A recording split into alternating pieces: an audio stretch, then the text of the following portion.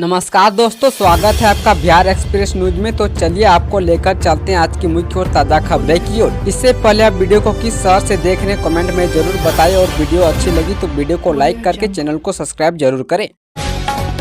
32 दिन तक आयोजित होने वाला विश्व प्रसिद्ध सोनपुर मेला 13 नवंबर से होगा शुरू। विश्व प्रसिद्ध हरियर क्षेत्र सोनपुर मेला 2024 का उद्घाटन 13 नवंबर को प्रस्तावित है, जबकि यह मेला 14 दिसंबर तक अनवरत चलता रहेगा। हालांकि इस मेले के सफल आयोजन को लेकर 14 अलग अलग कोषांगों का गठन किया गया है। उक्त बातें शरण के जिला अधिकारी अमन समीर ने समाहरणालय परिसर स्थित सभागार में मेला से संबंधित कार्यों को समयबद्ध तरीके से पूरा करने को लेकर विभिन्न कोषांगों के साथ बैठक के दौरान कही। उन्होंने बताया कि पर्यटन विभाग द्वारा अंतर विभागीय बैठक के बाद मुख्य सांस्कृतिक कार्यक्रम के लिए विभिन्न विभागों के लिए तिथियों का निर्धारण कर दिया गया है। 32 दिन के बाद ऐतिहासिक मेले में 6 दिन पर्यटन विभाग, 12 दिन कला संस्कृति एवं जनसंपर्क विभाग तथा 1 दिन अपराध अनुसंधान विभाग द्वारा सांस्कृतिक कार्यक्रम की प्रस्तुति दी जाएगी। रेलवे में निकली ग्रुप डी की पदों पर भर्ती आज से करे आवेदन। उत्तर मध्य रेलवे के रेलवे भर्ती प्रकोष्ठ ने लेवल 1 यानी ग्रुप डी और लेवल 2 के पदों पर भर्ती निकाली है। यह भर्ती स्काउटर्स एवं गाइड कोटे के तहत की जाएगी। इस भर्ती के लिए इच्छुक उम्मीदवार आज से आवेदन कर सकेंगे। योग्य उम्मीदवार रेलवे के आधिकारिक वेबसाइट पर जाकर 30 नवम्बर तक ऑनलाइन आवेदन कर सकेंगे।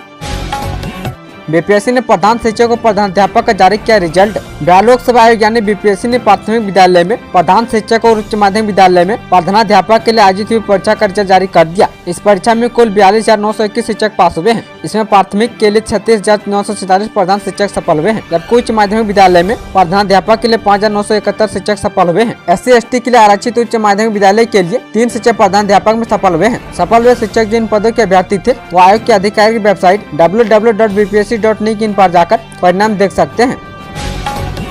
कारीगरों को 3 लाख तक का सस्ता कर्जा दे रही सरकार। पारंपरिक कौशल के सामान बनाने वाले देश के लाखों कारीगरों को केंद्र की मोदी सरकार 5% के सस्ते ब्याज पर 3 लाख रुपए तक का कर्जा दे रही है। सरकार की ओर से यह कर्जा पारंपरिक तौर पर घरेलू सामान बनाने वाले कारीगरों को दिया जाता है, जो पैसे के अभाव में अपना कारोबार शुरू नहीं कर पाते हैं। इतना 3 लाख का कर्जा देने के साथ ही सरकार गरीब कारीगर को सामान और उपकरण खरीदने के लिए 15,000 रुपए की आर्थिक मदद भी दे रही है। कारीगरों को सरकार प्रधानमंत्री विश्वकर्मा योजना के तहत 3 लाख रुपए तक का कर्जा देती है। केंद्र की मोदी सरकार ने पारंपरिक तौर पर घरेलू सामान बनाने वाली कारीगरों को कर्जा देने के लिए 17 सितंबर 2024 को प्रधानमंत्री विश्वकर्मा योजना की शुरुआत की थी। इस योजना में सरकार ने 18 पारंपरिक व्यवसायों को शामिल किया है।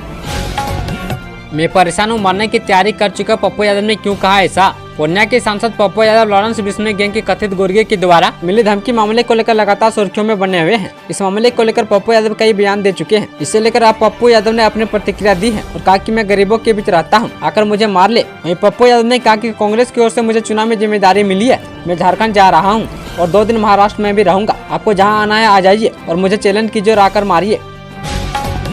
एक्शन में तेजस्वी यादव रामगढ़ में करेंगे रोड शो, राजद प्रत्याशी के लिए मांगेंगे वोट। नेता प्रतिपक्ष तेजस्वी यादव 4 नवंबर को रामगढ़ विधानसभा क्षेत्र में रोड शो करेंगे। इस दौरान राजद प्रत्याशी अजीत सिंह के लिए भी जनता से वोट मांगेंगे। जानकारी के मुताबिक कर्मनासा से पंचराव तक रोड शो करेंगे। ये यात्रा 40 किलोमीटर की होगी। बता दें कि अजीत सिंह बक्सर से सांसद सुधाकर सिंह के भाई है, जिनके पिता जगदानंद सिंह राजद के प्रदेश अध्यक्ष है। मीडिया से बातचीत के दौरान सांसद सुधाकर सिंह ने कहा कि नेता प्रतिपक्ष तेजस्वी यादव 3 नवंबर को ही रामगढ़ पहुंच जाएंगे। वे 4 नवंबर को रोड शो करने के बाद रात में यहीं विश्राम करेंगे। उपचुनाव में पार्टी की स्थिति काफी मजबूत नजर आ रही है।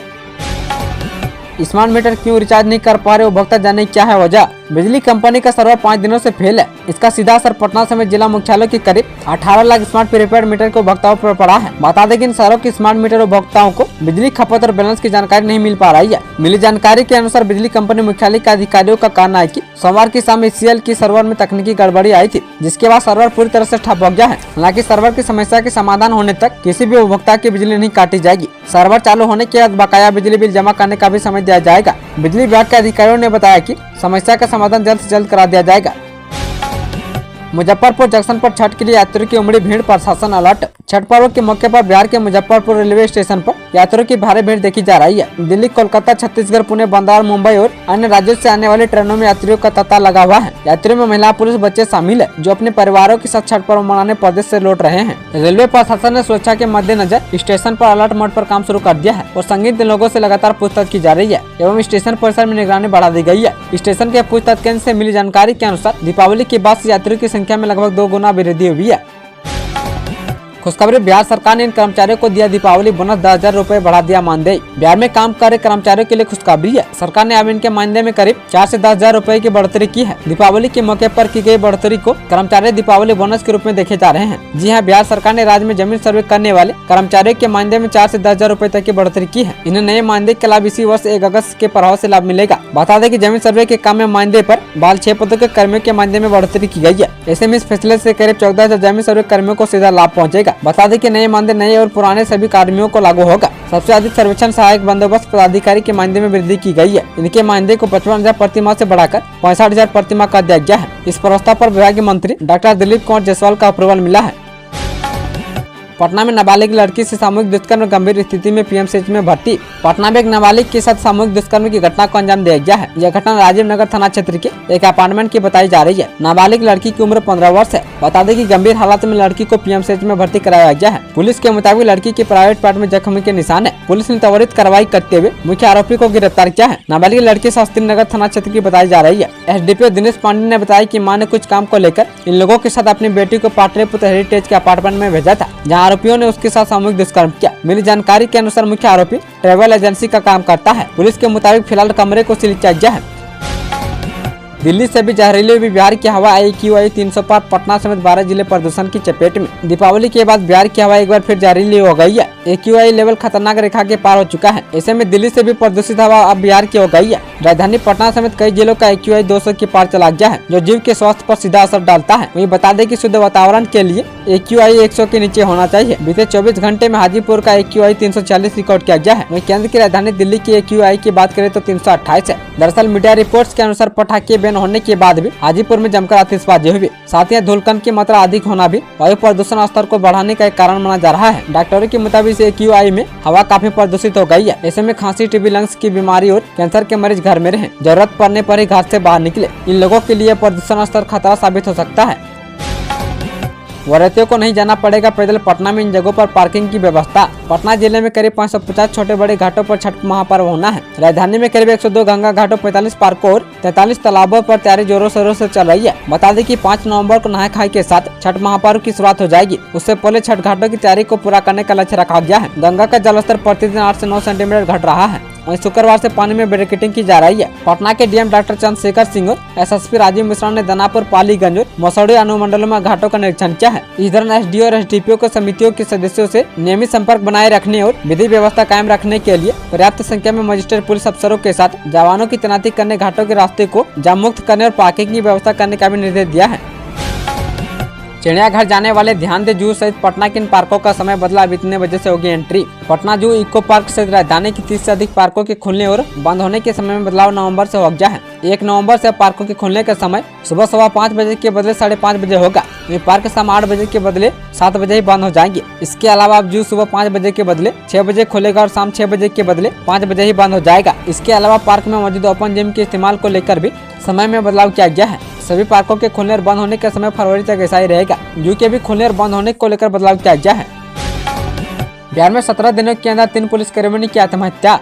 बिहार में पुलिसकर्मियों की खुदकुशी का मामला थमा नहीं है। बीते 17 दिनों के अंदर 3 पुलिसकर्मियों की मौत हो गई है। तीनों ही मामला आत्महत्या का है। पिछले दिन सीतामढ़ी के बेरगनिया थाना के थाना अध्यक्ष का शव फंदे से लटका मिला था, जबकि गुरुवार यानी दीपावली के दिन समस्तीपुर पुलिस लाइन में बैरक में बाथरूम के अंदर एक महिला सिपाही का शव खिड़की में फंदे से झूलता हुआ मिला। वहीं अब इस घटना के ठीक एक दिन बाद ही पटना में ट्रैफिक संचालन कार्यालय एकता भवन के बैरक में एक दरोगा ने गोली मारकर आत्महत्या कर ली है। इसके बारे में कोई स्थिति स्पष्ट नहीं हुई है। वहीं एक के बाद एक करके पुलिसकर्मी की खुदकुशी के मामले ने पुलिस महकमे की चिंता भी बढ़ा दी है।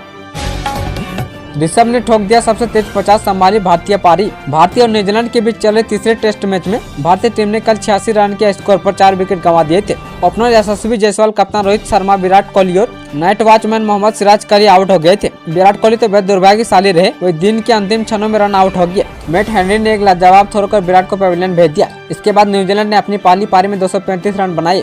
वहीं भारत इस सीरीज में अपनी बल्लेबाजी की वजह से लगातार पिछड़ रहा है। भारत की तरफ से इस सीरीज का एकमात्र शतक सरफराज खान ने लगाया है।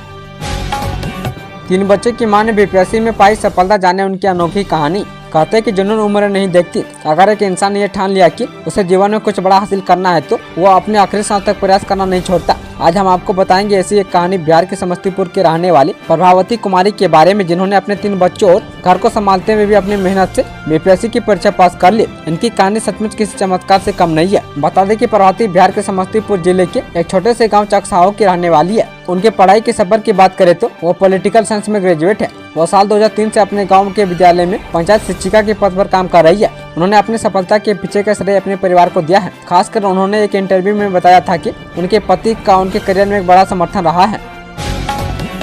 सचिन के बाद रोहित शर्मा ने दर्शकों को याद दिलाई पुराने दिन। भारतीय और न्यूजीलैंड के बीच 1 नवंबर से तीसरा टेस्ट शुरू हो गया। मैच की पहली पारी में न्यूजीलैंड ने टॉस जीतकर पहले बल्लेबाजी की। भारतीय टीम के कप्तान रोहित शर्मा की बैटिंग के दौरान उनके अभिवादन के लिए दर्शकों ने जोर से लबरेज बल्लेबाजी की। इसको देखकर आपको भी सचिन के जमाने के दर्शक याद आ जाएंगे।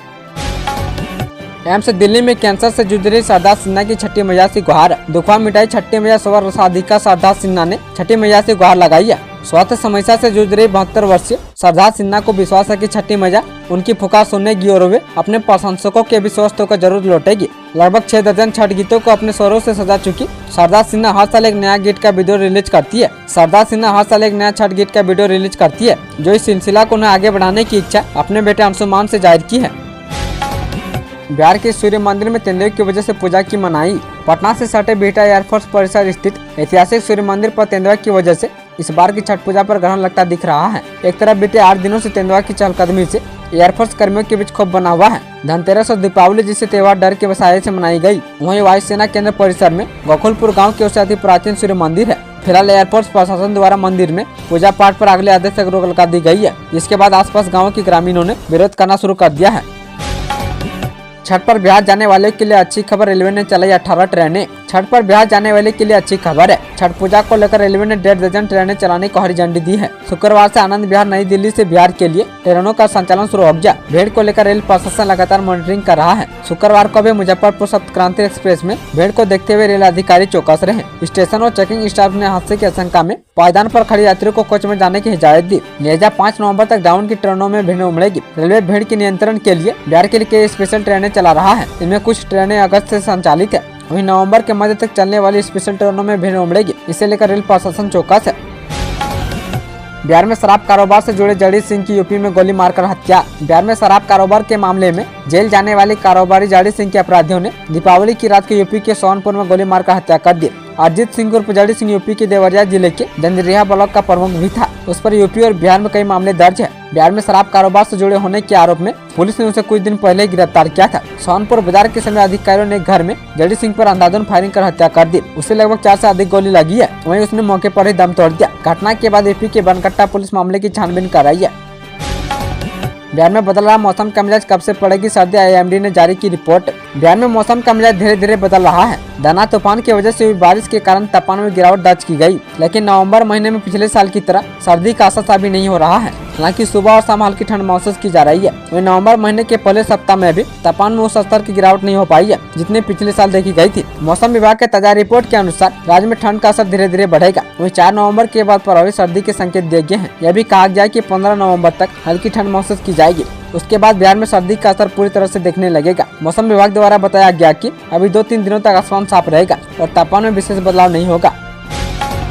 प्रसव के दौरान महिला की मौत, परिजनों ने जमकर किया हंगामा। बेगूसराय के नवकोठी प्राथमिक स्वास्थ्य केंद्र में प्रसव के दौरान एक महिला की मौत हो गई, जिसके बाद परिजनों ने अस्पताल में डॉक्टर और स्टाफ पर इलाज में लापरवाही का आरोप लगाते हुए जोरदार हंगामा किया। मृतक महिला की पहचान नवकोठी थाना क्षेत्र के पसारा वार्ड 10 निवासी लाल बबलू की पत्नी लुखिया देवी के रूप में की गई है। बताया जा रहा है कि लुखिया देवी पिछले 3 दिनों से अस्पताल में प्रसव के लिए भर्ती थी। महिला की मौत से दुखी परिजनों ने इलाज में हुई लापरवाही और नर्स पर पैसे लेने का आरोप लगाया है। उनका कहना है कि अगर सही समय में इलाज हुआ होता तो शायद लुखिया देवी की जान बचाई जा सकती थी। इस दुखद घटना के बाद परिजनों ने अस्पताल के बाहर मृतका का शव रखकर प्रदर्शन किया और डॉक्टर पर कानूनी कार्रवाई की मांग की। साथ ही परिजनों ने मृतक परिवार के लिए उचित मुआवजे की मांग भी की है।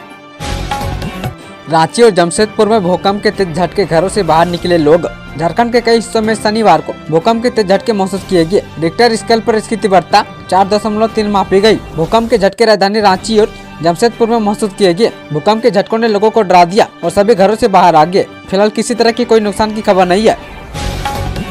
3 को झारखंड आएंगे गृह मंत्री अमित शाह 300 यूनिट मुफ्त बिजली का कर सकते हैं ऐलान। झारखंड विधानसभा चुनाव को लेकर राज्य भाजपा 3 नवंबर को घोषणा पत्र जारी कर सकती है। केंद्रीय गृह मंत्री अमित शाह घोषणा पत्र की लॉन्चिंग कर सकते हैं। 3 नवंबर को अमित शाह की 3 सभाएं पूर्वी चाईबासा जिले के धालभूमगढ़, चतरा के सिमरिया और हजारीबाग जिले के बरकामा में प्रस्तावित है। अब तक मिली जानकारी के मुताबिक अमित शाह शनिवार की रात ही रांची आ सकते हैं। भाजपा प्रदेश कार्यालय में शुक्रवार को घोषणा पत्र जारी करने और नेताओं के दौरे को लेकर बैठक होगी। 3 नवंबर को झारखंड दौरे पर आने के बाद केंद्रीय गृह मंत्री अमित शाह कई बड़े ऐलान कर सकते हैं। उनमें केंद्रीय मंत्री 2 बड़े ऐलान कर सकते हैं। ऐसे में कहा जा रहा है कि भाजपा के घोषणा पत्र में 300 यूनिट तक बिजली मुफ्त देने की योजना लाई जा सकती है। वर्तमान में राज्य सरकार 200 यूनिट बिजली मुफ्त दे रही है। वहीं भाजपा अपने घोषणा पत्र में 1 करोड़ घरों को सोलर ऊर्जा से जोड़ने का भी ऐलान कर सकती है। साल 2026-27 तक भाजपा सभी घरों में सोलर ऊर्जा संयंत्र लगाने की योजना पर काम करेगी।